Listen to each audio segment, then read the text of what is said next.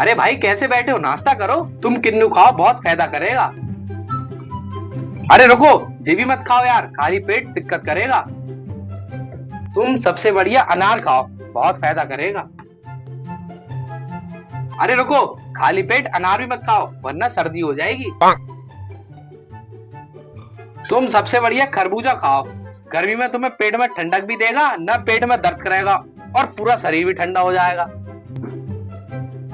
अरे रुको, खरबूजा ही मत खाओ, और ठंडा होता है, इससे तुम्हें बुखार भी आ जाएगा और नजला हो जाएगा बहुत भारी वाला, तुम्हारी नाक बहेगी, नाक मत खाओ। तुम पानी पी लो, सबसे बढ़िया है। ये लो, मुंह पोछो और बताओ कैसा लगा हमारा नाश्ता। अल्लाह ताला की रहमो करम से हमारे नाश्ते में बहुत बरकत है, 5 साल से ऐसे ही रखा है, अभी तक खत्म ही नहीं हो रहा है।